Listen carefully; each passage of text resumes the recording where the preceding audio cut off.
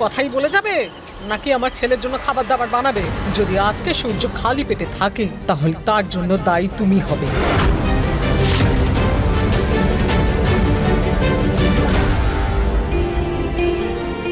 মহারানী, যাকে ওকে গিয়ে রান্না করাটা শেখা, যা।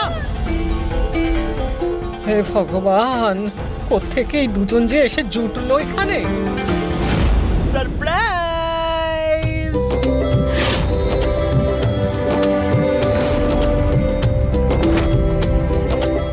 ও বেবি, আমি তোমার জন্য নিজের হাতে তৈরি করেছি।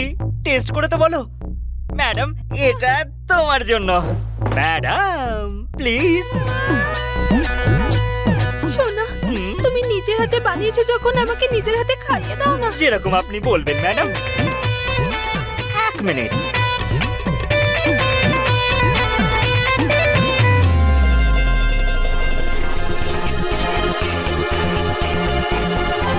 সোনা, পোড়া পোড়া গন্ধ পাচ্ছি কেন?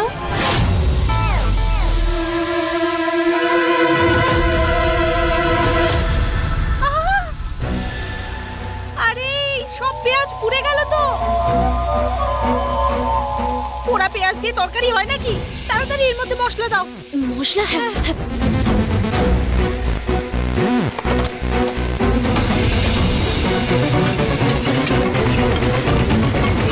মনিকা বৌদি, 7টা সিটি অলরেডি হয়ে গেছে। এবার কি করব? 7টা সিটি? আরো একটা সিটি? এখনো কুকারটা বন্ধ করোনি কেন? মনিকা বৌদি, সিটি বন্ধ করবার কথা তো তোমার বলার কথা ছিল।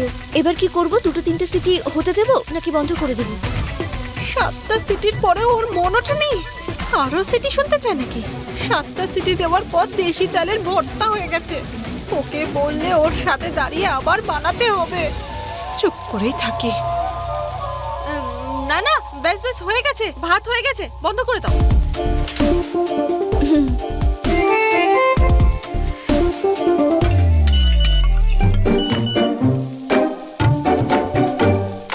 এবার কি করব? আরে ফুলকপি দাও ওর মধ্যে।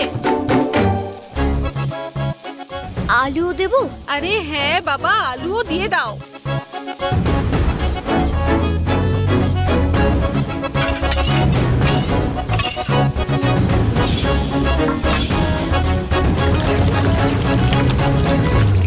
আরে আরে আরে, ব্যাস ব্যাস ব্যাস। আটায় এত জল কেউ দেয় নাকি? অনেক হয়েছে, আটা মাখো।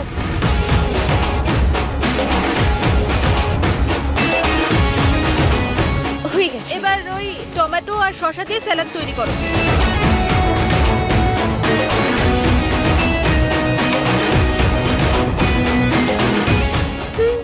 হয়ে গেছে। ঠিক আছে, এবার ওই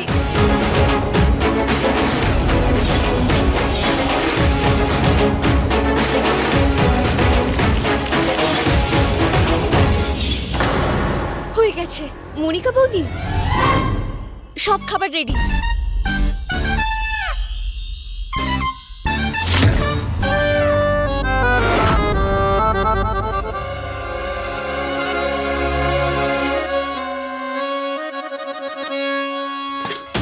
কোন বক্সে প্রথমে কি দেব? টিফিন গোছাতে কি এত চিন্তা ভাবনা মহারানী? যা যা বানিয়েছো এক এক করে রাখো। প্রথমে স্যালাড রাখো। ঠিক আছে, দিয়ে দিয়েছি। এবার এবার সবজি রাখো, তার উপরে পাঁপড় দাও।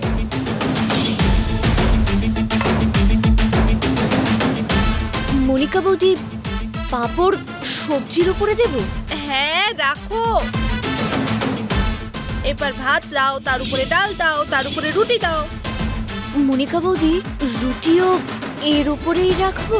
হ্যাঁ বাবা, ওর উপরেই রাখো। আমি কি লিখে দেব? দিয়ে দিয়েছি সব। ঠিক আছে, বন্ধ করে দাও।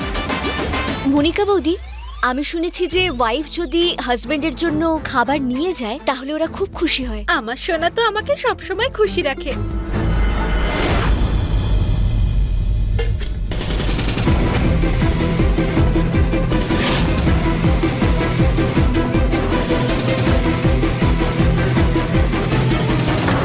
এভাবেই আমার হাতটা বাঁধা ছিল, এভাবেই 7 পাকে ঘুরেছিলাম। আর এইসব কথায় কিচ্ছু হয় না, কারণ না তোমার ওই গলার মঙ্গলসূত্রতে কোনো যায় আসে, না আমাদের করা এই বিয়েতে, যার কোনো মানেই হয় না। আজ আপনারা সবাই এই ঘটনার সাক্ষী রইলেন। আজ থেকে তুমি আমার কাছে মৃত।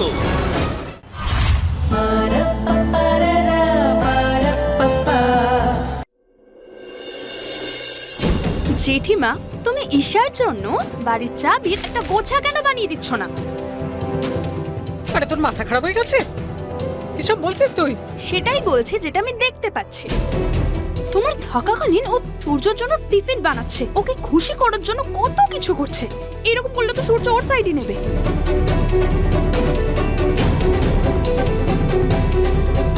এই যে মহারানী, এদিকে এসো। হ্যাঁ জেঠিমা, আসছি আসছি।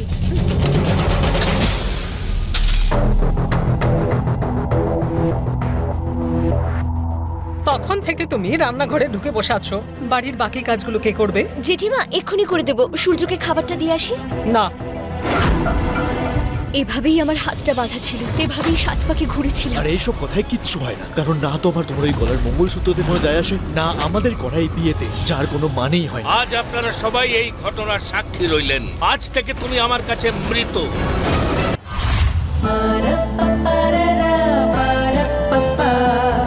প্রথমে ঠাকুরের জন্য ঘি বানাও। ঘি? ঘি বানানো হয়? হায় কপাল আমার, তুমি পৃথিবীতেই জন্মেছ নাকি অন্য কোনো গ্রহ থেকে এসেছো? আরে যখন নিজের বাড়িতে একেবারে এতগুলো রুটি খেতে, তখন কি ভাবতে যে পাহাড় থেকে ঘিয়ের নদী নিচে নেমে আসে, নাকি গাছে ঘিয়ের ফল হয়? না জেঠিমা, আমি বলছি যে ঘি তৈরি হয় কি করে, আর কি কি দিয়ে তৈরি হয়? আরে দই জমাতে হয়, মাখন বের করতে হয়, তারপরে সেখান থেকে ঘি আসে মহারানী।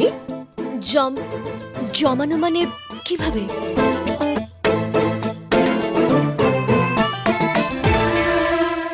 এই মনিকা, এদিকে আয়। তুই কোথায় পালাচ্ছিস শুনি? এদিকে আয়। ওকে নিয়ে যা আর গিয়ে শেখা ঘি কিভাবে বানাতে হয়। আর হ্যাঁ, সব কাজ যেন ওই করে। এই মাত্র কত কষ্ট করে ওর হাত থেকে বাঁচলাম, এখন আবার এই মহারানী ঈশার সঙ্গে আমাকে থাকতে হবে। বুঝতে পারছি না মা ওকে শাস্তি দেওয়ার জন্য ওকে রাগ দেখায় নাকি আমাকে। 1 মিনিটের জন্য আমি একটুখানি চোখ বুঝতে পারছি না। যাই। আর হ্যাঁ, ঠাকুরের জন্য ঘি বানাচ্ছ তো ভজন করতে করতেই বানাবে। তোমার মন যেমন হবে, ভোগের প্রসাদও তেমনই হবে, বুঝলে? যদি ঘি বানাতে হয় তাহলে সূর্যকে টিফিন দিতে যাব কি করে? চলো।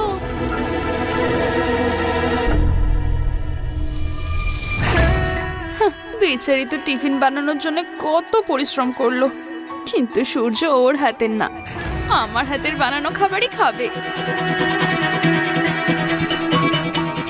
আরে তুই কোথায় হারিয়ে গেলি? সূর্য আজকে খালি পেটে কাজে গেছে, যা কি ওকে টিফিনটা দিয়ে আয়। হ্যাঁ, আর আমি না দারুণ একটা জিনিস বানিয়েছি, আমি যাচ্ছি কি সূর্যের জন্য টিফিন প্যাক করছি। ওই যে দই, ওখানে তো এর হাড়ি আছে, এখানে নিয়ে এসো।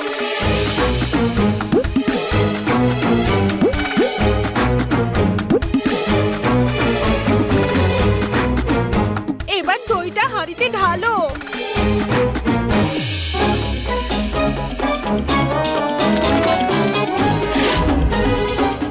এবার এইটা দিয়ে এইভাবে ঘুরিয়ে ঘুরিয়ে দইটাকে ঘোটো।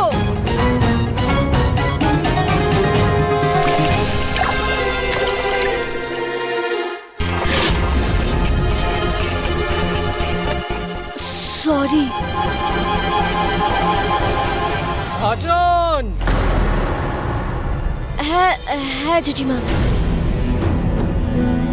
মা যে ভজনটা সবসময় গাইতো ওটাই গাই।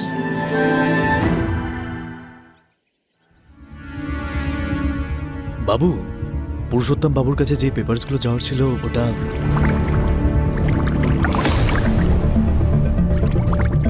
আরে আর জেঠিমা ঠিকই বলেছিল, যে বাড়ি থেকে কিছু খেয়ে বেরোতে, অন্যের অপমান করে বেরিয়েছি না, এই জন্য খিদেতে পেটটা এত চোজো করছে। ওই পেপারসের ব্যাপারে কি বলছিলিস জানো? বাবু, ওই মন্ত্রীমশাইয়ের কাছে যে পেপারসগুলো যাওয়ার ছিল ওগুলো এখানেই রয়ে গেছে। হয়তো ওনার কাছে কোনো ভুল ফাইলস চলে গেছে। কি? হ্যাঁ।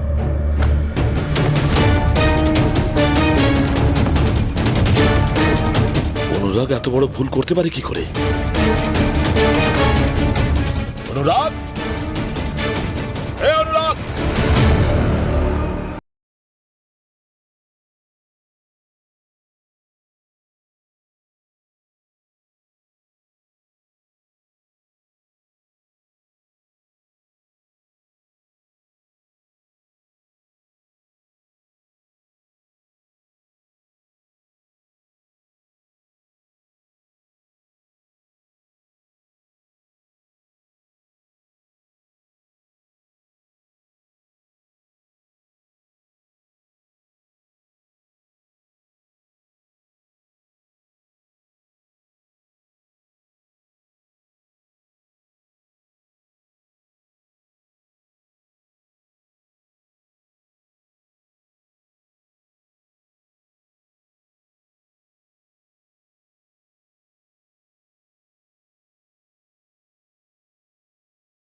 নিজের হাতের বানানো খাবার খাওয়াতে, কিন্তু আমার সূর্য তো আমার হাতের বানানো খাবারই খাবে।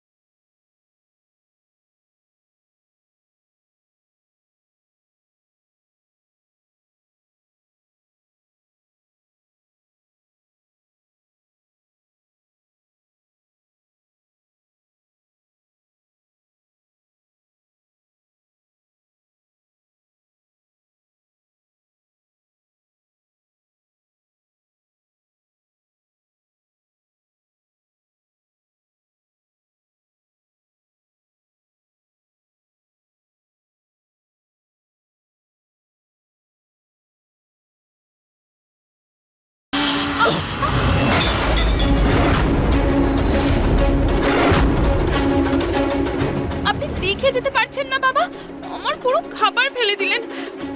ওহো, কত কষ্ট করে সুযোগ পেয়েছিলাম নিজের হাতের বানানো খাবার খাইয়ে ওকে খুশি করার। আরে মা, প্রত্যেকটা অন্নে লেখা আছে খাওয়ার মানুষের নাম। একটা কথা সব সময় মনে রাখবি, তোর ভাগ্যে যেটা লেখা আছে সেটা তোর থেকে কেউ ছিনিয়ে নিতে পারবে না, আর যেটা তোর ভাগ্যে নেই সেটা তুই কোনোদিন পাবি না। হরে কৃষ্ণ, হরে কৃষ্ণ। জেঠিমা, ঘি তৈরি হয়ে গেছে। তা আমার মাথায় চড়াবে নাকি? পরিষ্কার জায়গা দেখে ঠান্ডা হওয়ার জন্য রেখে দাও। ঠিক আছে জেঠিমা, আমি রেখে দেব, কিন্তু তারপর সূর্যকে গিয়ে টিফিন দিয়ে আসি। মনিকা বৌদি, আমার পা পুড়ে গেল, পা পুড়ে গেল আমার। হবে না, সারাদিন মোবাইলে মুখটা ডুবিয়ে বসে থাকে। এখন খাবার বানানোর সময় যদি মোবাইল দেখে, এটাই তো হবে। দাঁড়াও, মজা দেখাচ্ছি। আবার পা কবে যে ঠিক হবে বাবা। আরে পুড়ে গেছে, কিছু একটা দে ওখানে। রানী, তুমি যাও, ঠাকুরপোকে টিফিন দিয়ে এসো, আমি দেখছি কি করে। না না মনিকা বৌদি, তোমাকে এই অবস্থায় ছেড়ে কি করে যেতে পারি? বিন্দি, আরে বাবা, কিছু একটা দে ওখানে। বিন্দি, তুমি এই টিফিনটা সূর্যকে দিয়ে আসবে প্লিজ। ধরো, ওর তো খিদে পাবে, তাই যাও।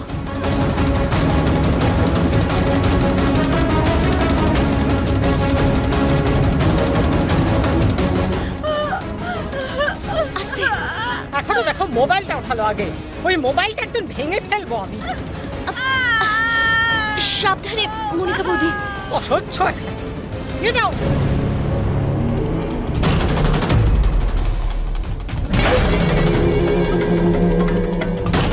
কি হয়েছে বাবা? আজকাল তোর মন কোথায় থাকে শুনি? একটা ছোট কাজ দিয়েছিলাম তোকে, সেটাও করতে পারলি না। এরকম না পড়ে না বুঝে পাঠিয়ে দিলি পুরুষোত্তম বাবুর কাছে ফাইলটা। আরে নেতা উনি একজন, আর নেতা কারোর আপন হয় না। এনকোয়ারি বসে যাবে ওই পেপারসের জন্য। সরি বাবা, ভুল করে ওই কর। গোলাপের বাড়ির লোকেরা ভুল করার জন্য তৈরি হয় না, শাসন করার জন্য তৈরি হয়। শাসন। তোর এই ভুলটা আমার টিকিটের বিরুদ্ধে যেতে পারে অনুরাগ। যদি তুই এই বাড়িকে উত্তরাধিকার না দিতিস না, তাহলে এই মুহূর্তে এক্ষুনি এই ব্যবসা আর বাড়ি দুটোর থেকেই দূর করে দিতাম তোকে। আরব, হ্যাঁ বাবা। ব্যবসার হিসাব টিসাব তুই দেখছিস তাই না?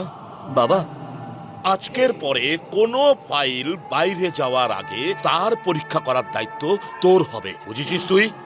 হ্যাঁ বাবা। আমার সন্দেহ ঠিক ছিল, প্রবলেম অনুরাগ স্যারের। চলো তাহলে আমরা বাবার কাছে যাই, ওনাকে এই রিপোর্টটা দেখাই যাতে উনি বুঝতে পারেন যেতে তোমার কোনো ভুল নেই। বাবা, না প্লিজ আরব, এই মুহূর্তে বাবাকে রিপোর্টের ব্যাপারে কিচ্ছু বলো না। না, দেখতে পাচ্ছ তো বাবা কতখানি রেগে আছে।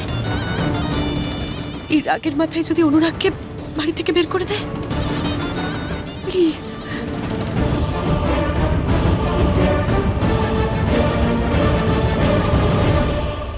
অনুরাগ দাদা, শোনো,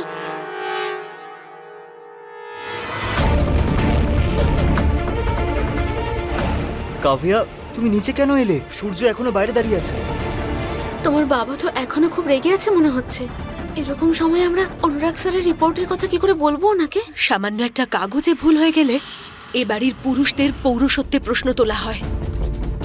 কারণ বাবার চোখে পুরুষরা কখনো ভুল করতেই পারে না, সব সময় ঠিক হয়। তাহলে ভেবে দেখো, যদি বাবা অনুরাগের কথাটা জানতে পারে যে ওনার বড় ছেলের বাবা হওয়ার ক্ষমতা নেই, তাহলে উনি এটা সহ্য করতে পারবেন না।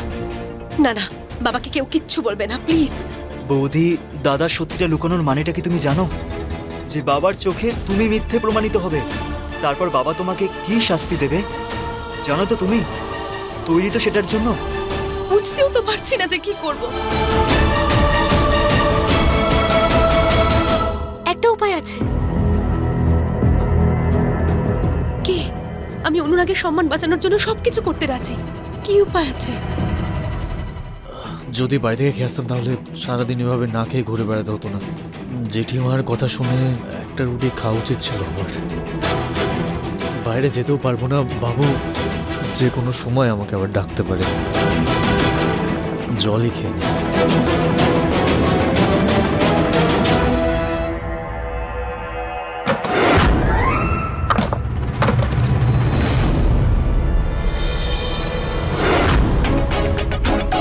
বিন্দি, তুই?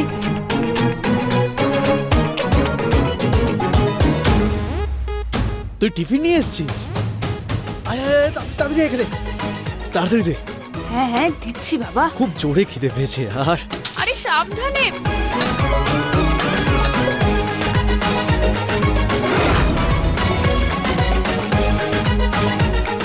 আজ তুই ভালোভাবে ঘুমাসি নাকি? হ্যাঁ মানে? তুই টিফিন প্যাক করেছিস নাকি যা পেয়েছিস নিয়েছিস এখানে? ঠিক আছে। ভাইসা, এইরকম ভুলভাল খাবার রান্না করে সূর্যকে খুশি করার চেষ্টা করছিলে? কি বেকার লাগছে খাবারটা, একদম টেস্টলেস লাগছে। সূর্য একবার খেয়ে আর খাবে না।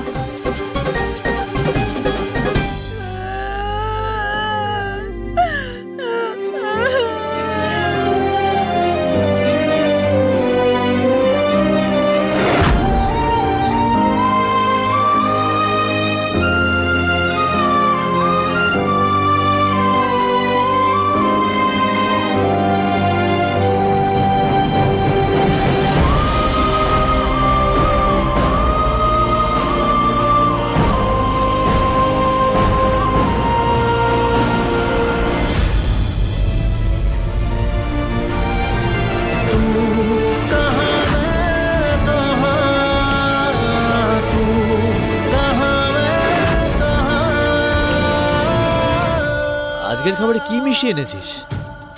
ভালো হয়নি তাই না? জানতাম আমি। একটা কাজ কর, ছাড় এটা, আমরা না বাইরে কিছু একটা খেয়ে আসি, চল। আরে পাগল হয়ে গেছিস তুই?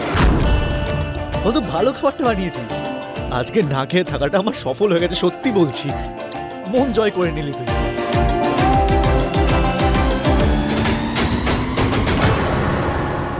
দারুণ লাগছে।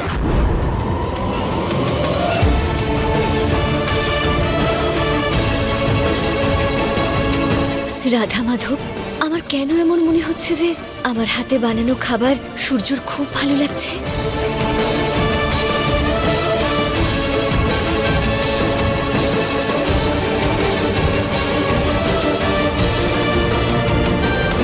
আজকের খাবারটা দারুণ খেতে হয়েছে, পাক্কা তুই বানিয়েছিস তাই না? ইস,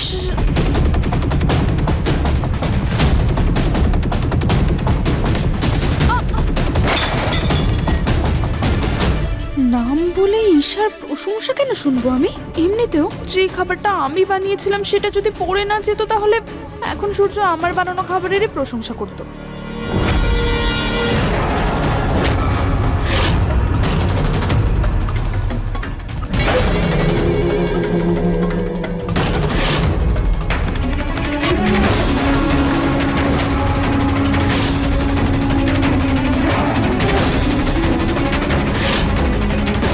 ব্রহ্মচারীর সাথে মেয়ে দেখে বাবু কিছু ভুল না বুঝে বসে।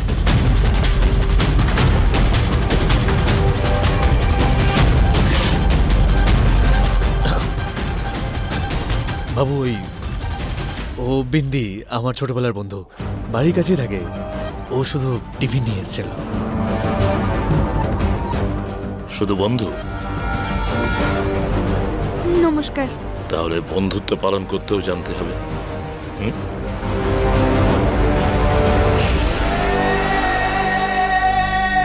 কত দূর যেতে পারো বন্ধুত্ব পালনের জন্য?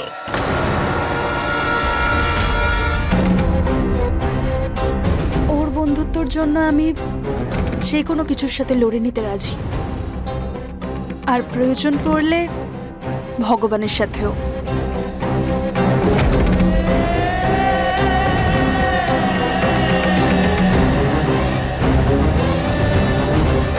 কিন্তু বাবু কখনো কখনো বন্ধুত্বরও একটা পরীক্ষা হওয়া উচিত সূর্য।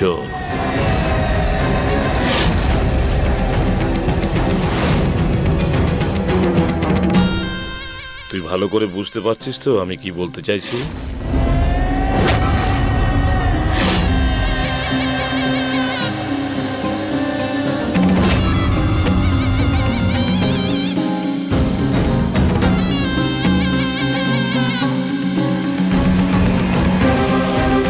আমি বুঝতে পারলাম না কি বললো, উনি কি বলে গেল রে?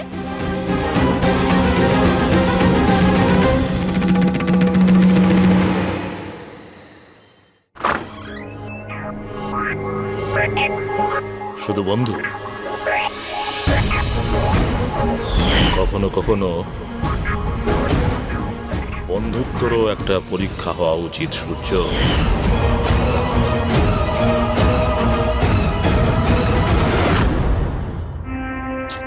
এতটা বেপরোয়া কিভাবে হতে পারে?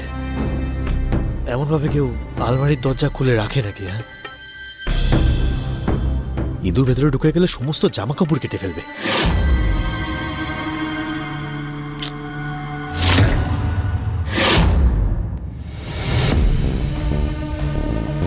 এই দেখো, জবে থেকে ও এই বাড়িতে এসছে না, আমার এই পুরো ঘর জুড়ে কবজা করে বসেছে।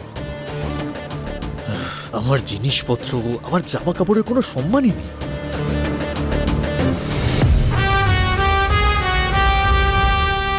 চেঞ্জ করে নি।